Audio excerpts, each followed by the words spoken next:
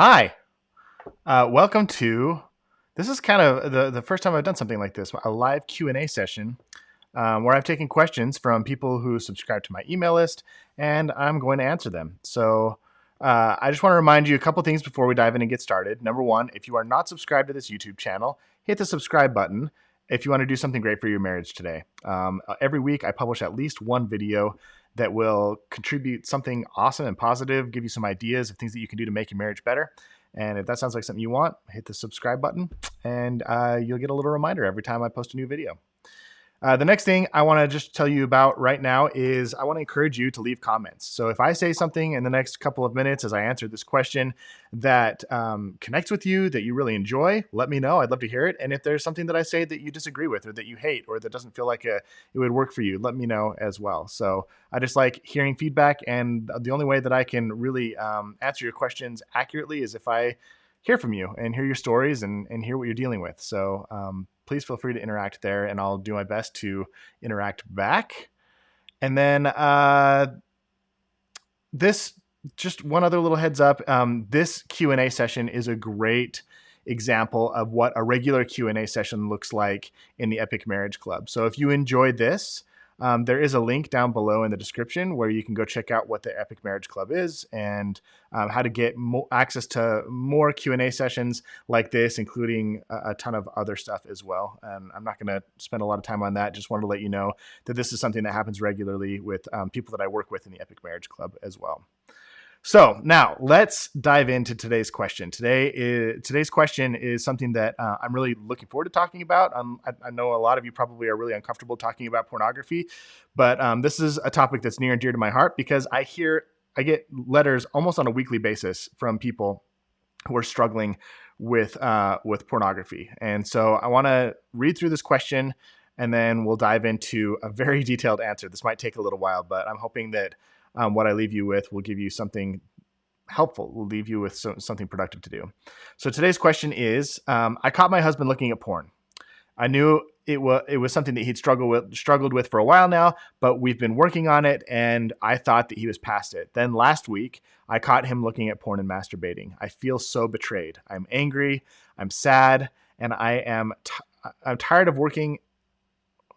I tried working so hard with him to check in with him, and he always said he was fine. I feel so alone, so hopeless, and so mad. He's said he's ready to get help now, but how do I trust that? So I think a lot of you can can relate to this issue, whether you're on the husband side or the wife side. Typically speaking, just this is a preface. There's a really great book called His Porn, Her Pain. Oh my gosh, I forgot who wrote it. This is why we have Google. It is Marty Klein. It's an interesting book. A lot of people don't agree with what he says, but one of the interesting things that he said in the intro of his book was that in his 3 or 4 decades of being a therapist, he's never had a gay man bring his partner in for a pornography problem to his office, or a lesbian woman bring her partner in to his office because she has a pornography problem. And he's never had a husband bring his wife into his office with a pornography problem. It's almost always a heterosexual couple where the wife is bringing the husband into his office seeking help for a pornography problem. And so we do talk about this in a bit of a gender normative way, but that tends, in my experience, to be the most common occurrence of this problem. And for this specific question, it is the wife who's upset because her husband is looking at pornography and being secretive about it. Now, I want to give one quick disclaimer before I dive in and start assessing this, I guess, and giving you my perspective. And that disclaimer is that not everything that I say here is going to apply to every single situation and every single person. My goal here is to answer this one person's question under the assumption that, generally speaking, her husband is a good guy who wants the marriage to work, who contributes despite his own personal struggles and probably his own desire to not look at pornography. So please take what feels right to your specific situation and apply it. And then if there's stuff that I say that doesn't feel like it's relevant to you or doesn't feel like it applies, just leave it behind. You don't need to discredit everything just because you don't agree with something. That's my invitation to you and my disclaimer. So first things first, anonymous wife. I just want to say that anytime your partner promises to stop doing something that really hurts you, that causes you pain, and then they don't stop, they continue doing that thing, man, that's painful. It's really harmful and difficult. And we'll talk about this later, but the pain oftentimes is a lot more sensitive when it comes to sexual issues, because we tend to take those a little bit more personally.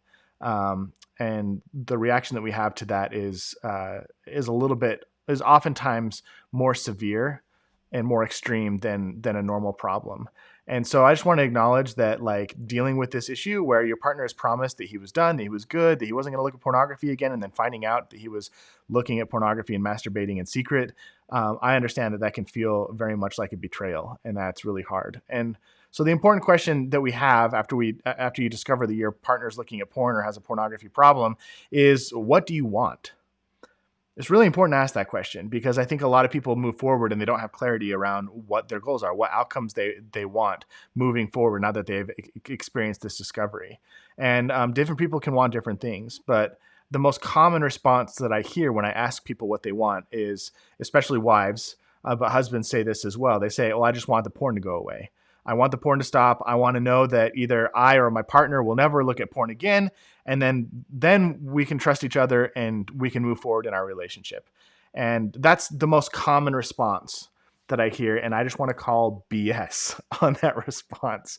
It's it's a bad it's not a well thought through goal. And I understand the reason why people say that. So, like, if you have a rock in your shoe and it's like really just chewing up the bottom of your foot and you're on a long hike and it's really painful, like, and somebody asks you what you want, you're going to say, "I want to take the rock out of my shoe. I want to get rid of the thing that's causing me pain." But ultimately, that's not what you want. Like, what you want is to have a successful hike. You want to have, like, you want things to be, you don't just want the pain to stop. You want overall things to go well. And so, I just want to point out that when people have the game plan or the goal of, let's get the pornography to go away, what their typical strategy is and why it doesn't work very well. And if you can relate to this, I would love for you to just, like, drop a note in the comments and let me know. But typically the story that I see play out is that a husband's struggling with pornography for whatever reason. We'll talk about that later. He's struggling with pornography. He's keeping it a secret. He doesn't want anybody to find out. He's scared what will happen if this pornography problem becomes public knowledge in his household, in his marriage, or in his life. And so he hides it and he hides it. And then one day he gets found out. Maybe the guilt gets to him and he confesses. Maybe his wife walks in on him or looks at his internet search history and he wasn't careful. For whatever the reason, he gets caught. And then there's kind of like a lot of tension, probably a lot of arguing, and then they create a game plan. He wants to reassure her, "I'll never look at it again. I'm so sorry. I want to be done with this. This isn't something I'm proud of." And she wants to know, "Hey, can I trust him? Like, is he going to keep hiding things like this from me? If he hides this, what else is he hiding? What gross stuff is he looking at? It might change your view of your husband in your eyes, and you could be, like, disgusted and maybe worried about your kids. Maybe you've heard stories about people who look at pornography that turn into rapists, and that gives you a lot of fear. Like, is he going to abuse people? How far has this gone? Is he hiring escorts? There's a worry that there's, like, no moral floor, and you have all of this fear and worry and concern and stress, and so you go into game plan mode. It's like, okay, so how do we guarantee that you don't look at pornography again? And typically, the solution is the wife becomes the parole officer or the mother, and the husband becomes the criminal or the child. And the wife spends a lot of her time checking in with her partner, setting passwords, having regular conversations about, "Hey, have you looked at porn recently?" She's kind of babysitting his behavior. And it really feels like kind of a parole officer / criminal relationship where there's not a whole lot of intimacy. There's not a lot of connection. There's not a lot of talking about anything that is connecting, that's nurturing to the relationship. It's just, how do we ensure over this, like, especially the period right after you discovered the pornography, how do we create some safety? And the focus is on how do we make the relationship safe again? And the problem with this is that the focus is on just stopping a behavior. And when you're focusing on just stopping a behavior, a couple of questions arise. So one is, how long is long enough that the trust is now restored? Like, is it a couple weeks? Is it a couple months? Is it a couple of years? And is Are you waiting for a time limit? And if that time limit passes, do you magically have trust now? And what do you do during that time limit? Like if you need 6 months of your partner to be clean or not have a relapse or not have a slip up again, in order for you to trust them, what do you do during that 6 months? Are you just roommates? Like, do you just tolerate each other's existence and hope that the other shoe doesn't drop? Like that creates a very tense environment in the relationship. There's not a lot of love and connection. Along with that, typically what happens when you're just focused on stopping the behavior, stopping the viewing of pornography is oftentimes what people would refer to as a boundary gets created. But I think it feels a little bit more like a threat of a severing response.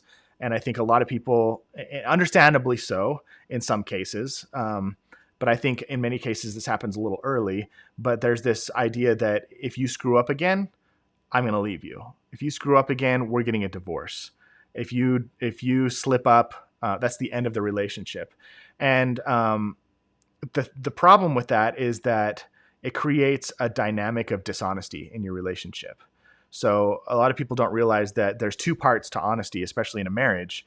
There's the person who is expected to disclose things that they would otherwise want to keep secret. You want to be transparent in your behaviors and in your words and not keep secrets.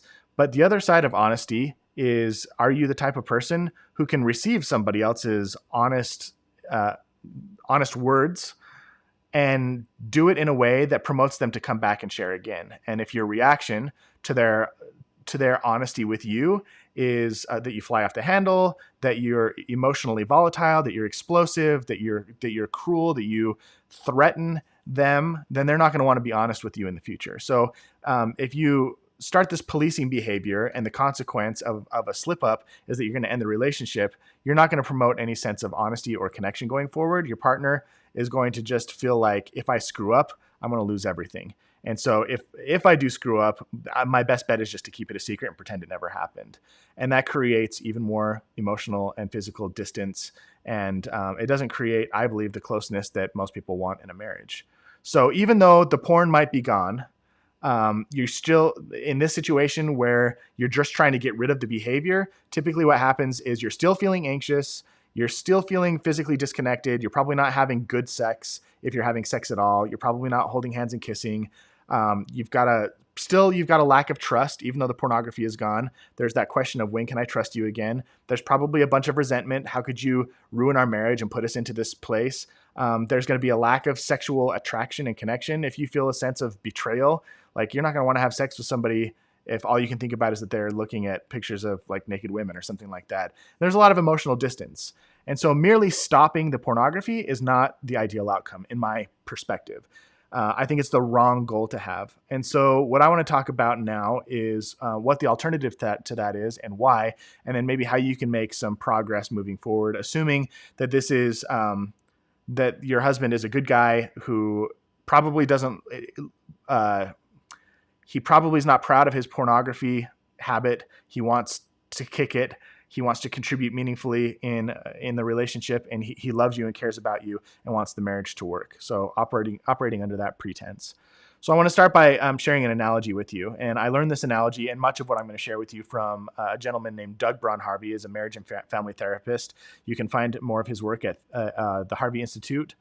Just Google that, or you can go to Rethinking Porn Addiction, where we've done like a series of 20 or 30 interviews on many of these topics if you want to go in more detail.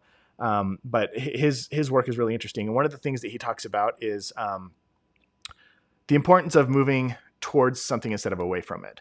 So if I were to ask you right now, how do you become physically healthy? Like if you're not in a healthy space right now, if you're maybe feeling out of shape, you're feeling lazy and tired all the time, what do you need to do to get back into shape?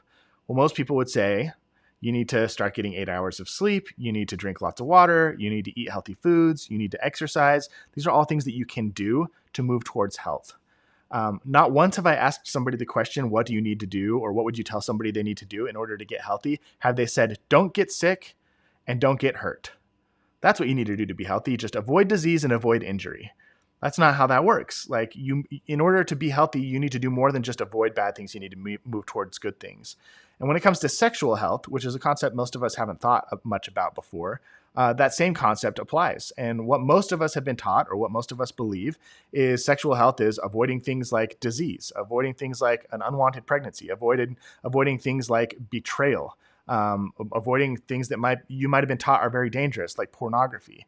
And avoiding things that can hurt you it's not a very comprehensive view of what sexual health can look like. And in my experience, what most couples want is they want a vibrant, healthy sex life where they have lots of flirtation, they have trust, they have safety, they have connection, there's playfulness, there's the ability to maybe explore some fantasy, you feel a strong attraction towards each other and this deep passion.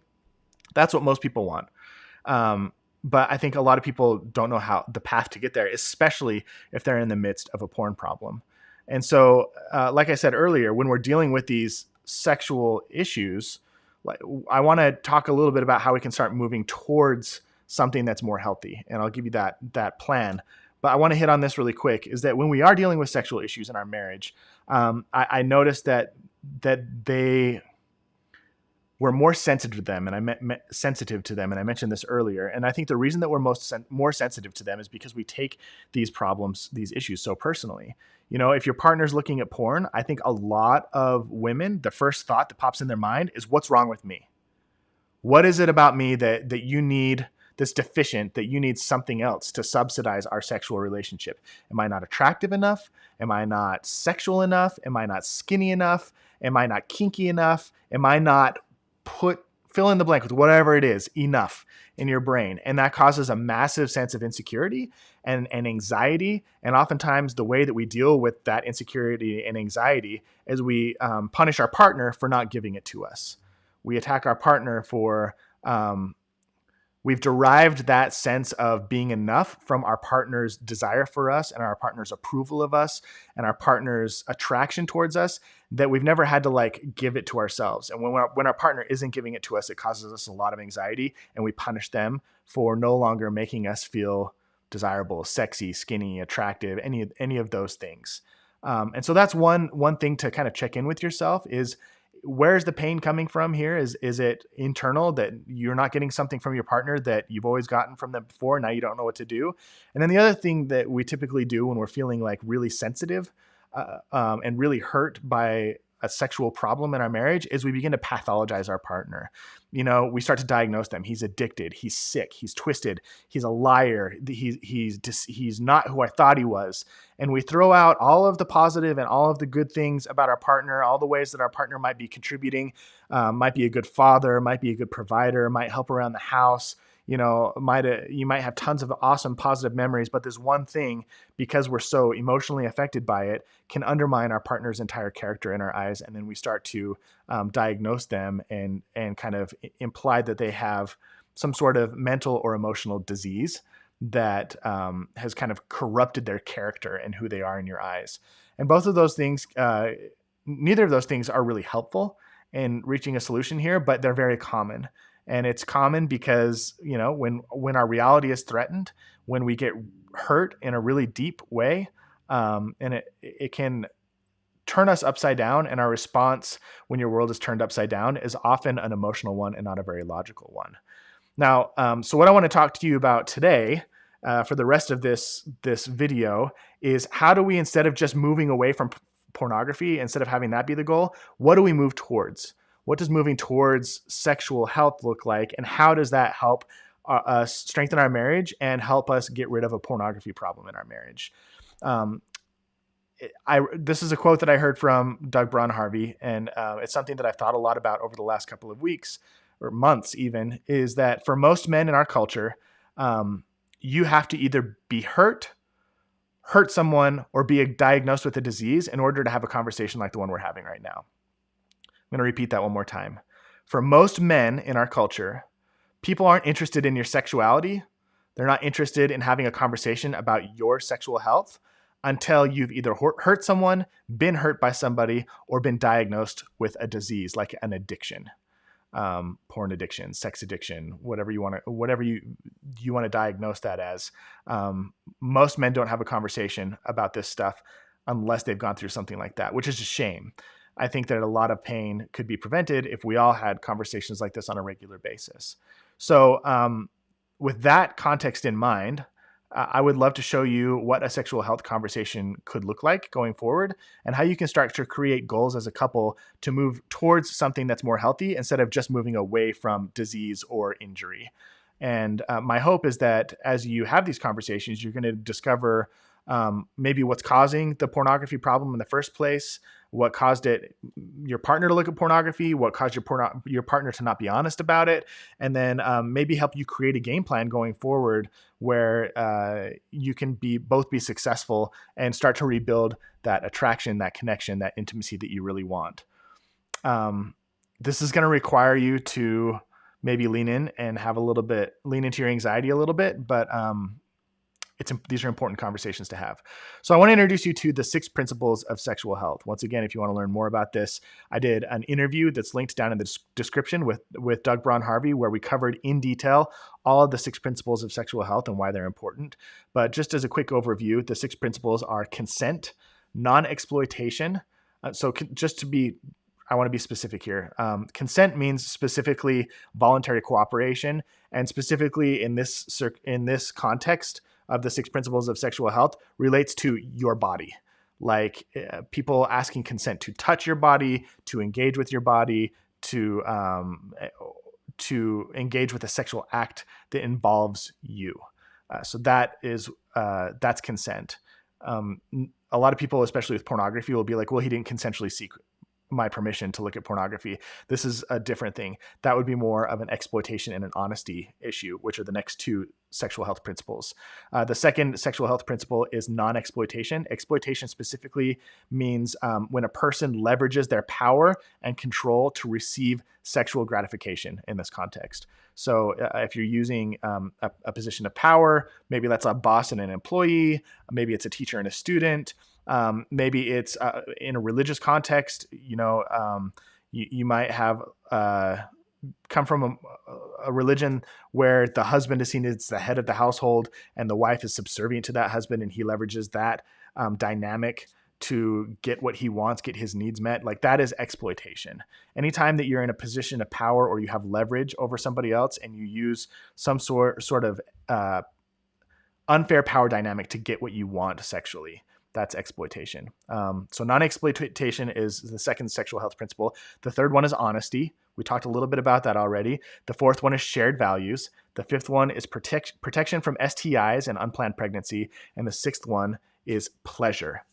And so as you hear these specific topics of sexual health, as you start to have conversations about where you are and where your partner is, where they stand, what their thoughts, experiences, and history are around each of these things, you're going to gain a lot more understanding, and you're going to start to be able to create a plan together about how you want to navigate sexual problems down the road using these specific sexual health principles. For example, so I just want to, before I give you examples, I just want to hit this home because I think this is important. Having these sexual health conversations is more anxiety inducing than just threatening a severing response, threatening to end the marriage. It's more anxiety inducing to sit down and talk to your partner about why they look at pornography, what they find interesting about it, what do they get pleasure? Do they derive pleasure from it? And if so, why and how? Like those are uncomfortable conversations to have, but they're so much easier than just saying like, my partner's screwed up, I'm just going to start over. Or then saying like, I'm just going to babysit my partner. We're going to install some filters. We're going to have regular check-ins. I'm going to put passwords on all their devices. We're going to get him a dumb phone, get rid of his smartphone, do all these things. And that's just going to make the problem go away. Like that's putting a Band-Aid on the problem. It's not addressing the actual core of the problem. And addressing the core of the problem requires you to tolerate anxiety, which is one of the things that we focus a lot on in the Epic Marriage Club. In order to have a great marriage, you have to be good at mastering your anxious feelings, because when you're anxious, you behave at your very worst.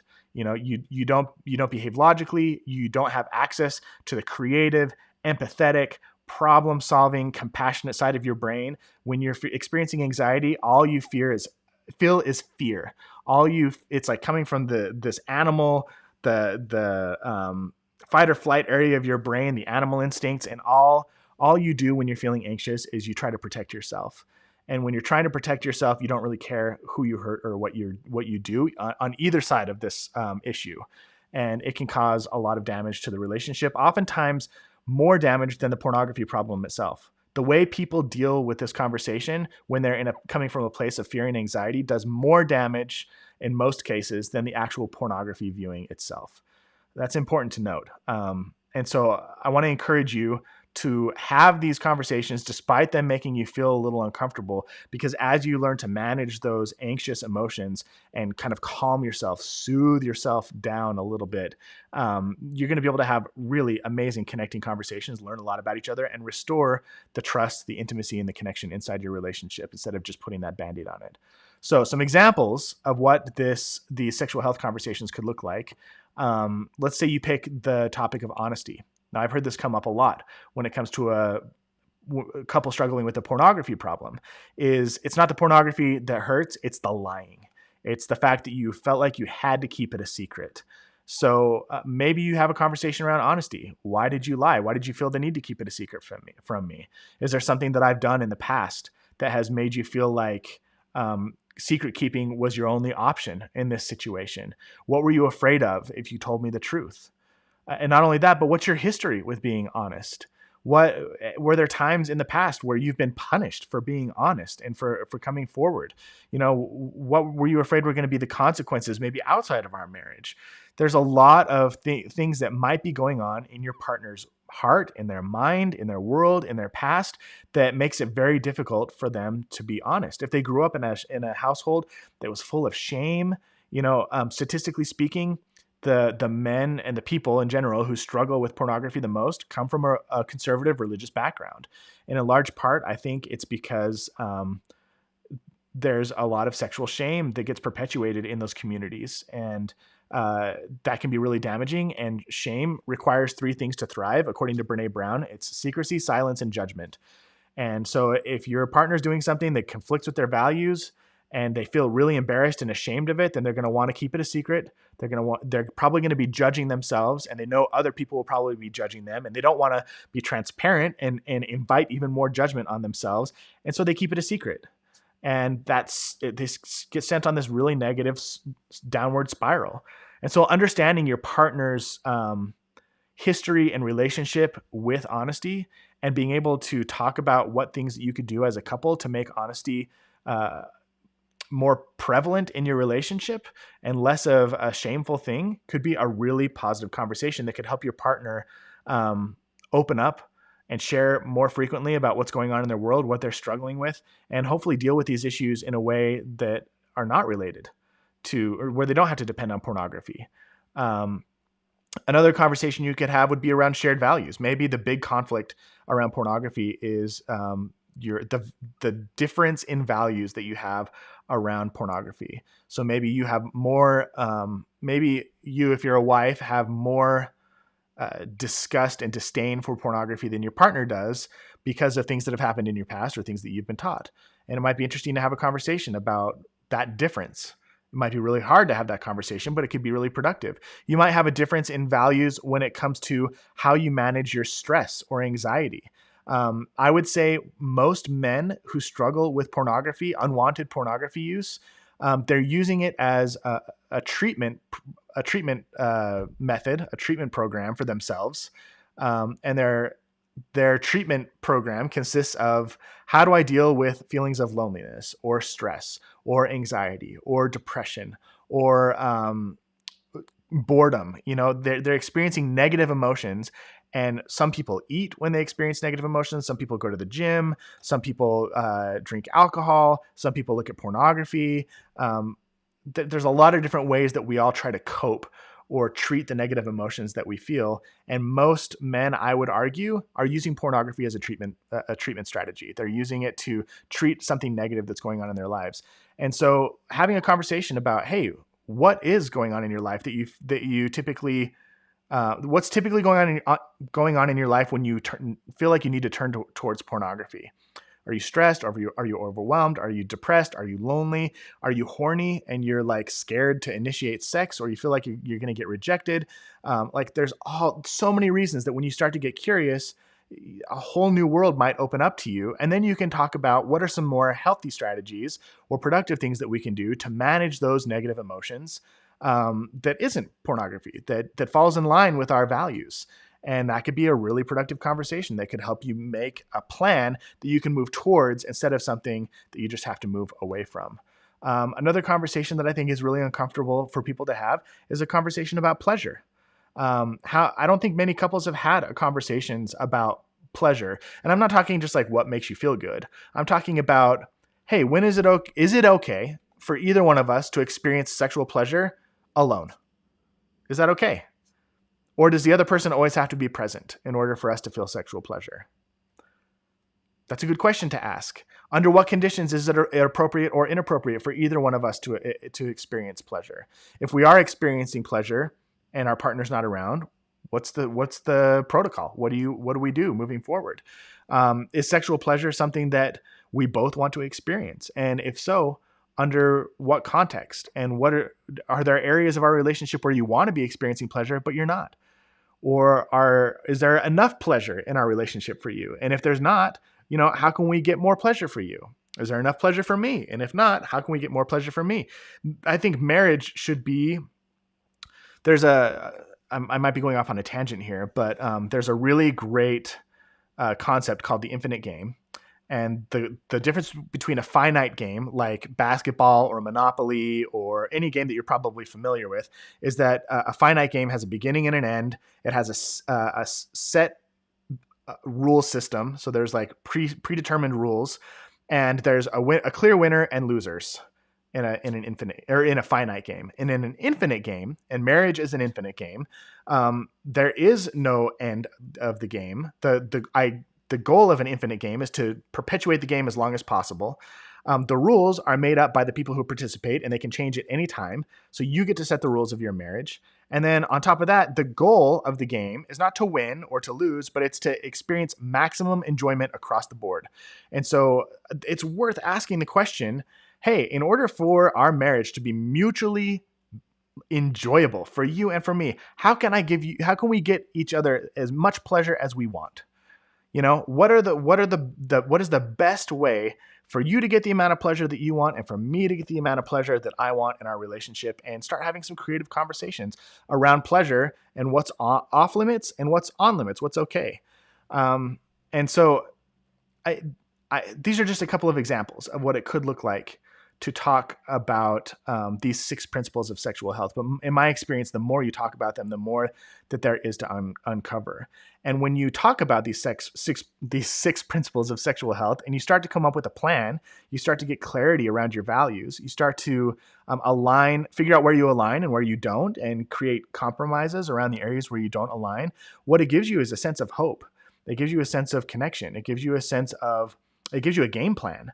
When you talk about honesty and say, hey, I don't like it when you hide this stuff from me because I don't want you to feel ashamed and I don't want you to do this stuff in secret, and we can navigate it together, then you can start creating a plan where honesty is present in your relationship all the time, and you don't have to worry about your partner lying to you anymore, as opposed to this good cop, bad cop, or the parole officer and criminal strategy that most people go with. You can never trust that your partner is going to be honest with you, because in most cases, and not in all cases, but in many, many cases, the partner who has been looking at pornography, the husband in most cases, feels terrified that if he screws up, he's going to lose everything. If he's honest about having a bad day or having a slip up or looking at pornography again, he's probably terrified that he's going to end up being a divorced man who's labeled as some sort of sexual deviant, who loses custody of his children. And despite him trying his hardest to be the best man that he can be in every other aspect of his life and hating this part of himself, he prefer probably to keep it a secret than to chance that ever happening. So this is just a quick example. We got a question coming in. I'm going to put it up here on the screen that says, how do we make this conversation easier? That is a great question. These are really hard conversations to have in many cases. And it helps. It's a great question. So let me just shoot from the hip here. One of the best ways to make it easier would be to listen to the podcast, either this podcast or maybe the podcast linked or the video down below, the interview I did with Doug Braun Harvey, and learn about the 6 principles of sexual health. It's a good place to start. Might be talking about what's not working for you. Hey, this whole passwords and internet filters and me checking in with you on a regular basis, this isn't fun for either of us.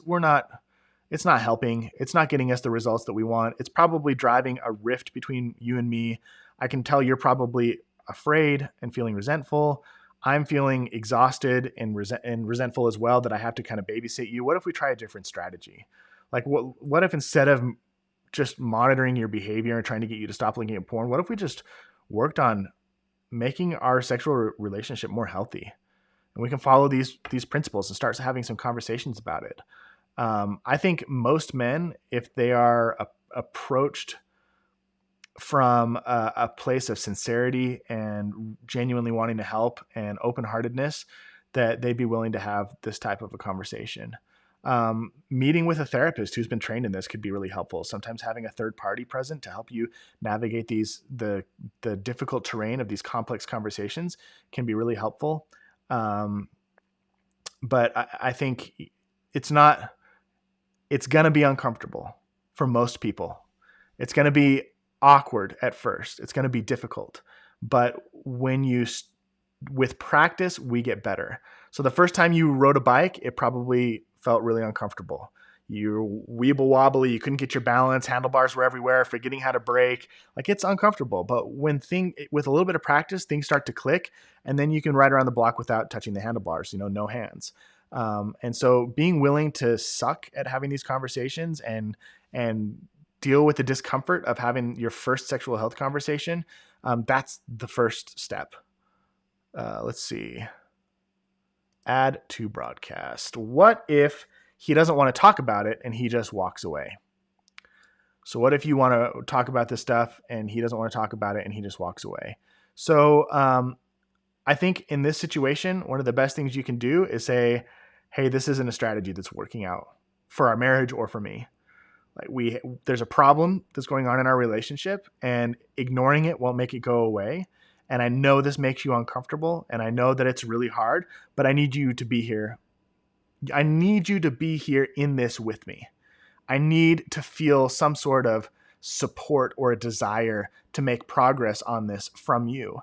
And if not, you're sending me a message loud and clear that I'd prefer not to receive, which is that you don't care about this issue. And in turn, you don't care about our marriage going forward. And if I'm mistaken, please correct me. But I would love to deal with this issue. And if it's not important to you, then that's a whole different conversation that we need to have. So most people, when they walk away from a conversation like this, it's because they're either experiencing immense shame or immense anxiety. They feel bad. They might have felt attacked a lot in the past. There's probably a history of very negative experiences with an issue like pornography, and bringing it up sends up that red flare in his brain that says, I'm in trouble. This is not going to go well. Better pull the escape hatch. Easier to just walk away and not have this conversation than to actually sit down and try and hash things out. But if you can give him the experience of having a positive conversation, one that has a positive outcome, that doesn't make him feel like he's diseased, that he's broken, that he's responsible for everything that's going wrong in your relationship, that there's something wrong with him, and instead say, hey, maybe this approach has been what's been wrong the whole time, not you. Could we try a different approach together and see if we can get a better outcome? That might give him a glimmer of hope, and most people respond really well to hope. Let's see. We got a comment here that says, as a man, would it be fine to initiate the course to counseling for an already present pornography addiction in an attempt to avoid the situation you mentioned earlier?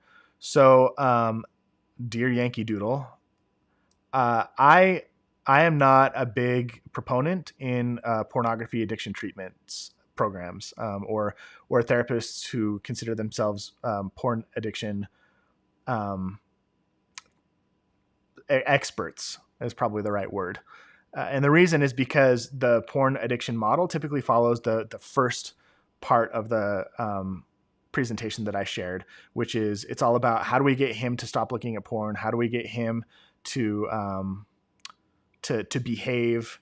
And there's not a lot of focus on giving the wife support, and there's tends to be, in many cases, a fair amount of shame and not very much of a focus on sexual health principles. So if you were to look for a therapist to work with, I would not look for anybody who claims to be an expert in pornography addiction or sex addiction. I would look for somebody. Some great references would be Cam Staley on YouTube. If you look him up, he's got some really great videos and probably has some resources. Doug Braun Harvey and the Harvey Institute. They have some really great resources, but you want somebody who has a more holistic and sexual health, an approach that's based on the sexual health principles. It's a principle-based approach, not an addiction treatment approach. And one of the reasons for that, I mean, we've talked about several, but another reason that we don't talk about very often is just when you understand the history of, and people are going to disagree with me on this, and that's okay.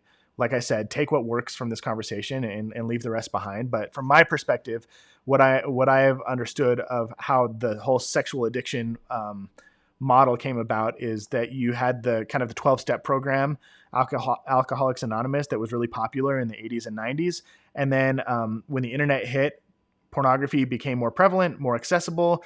Couples started dealing with these issues. And before any research had even been conducted, the addiction model people basically said, hey, this is a new area where we can take the 12-step program or the AA model and just kind of shoehorn it into a sexual issue.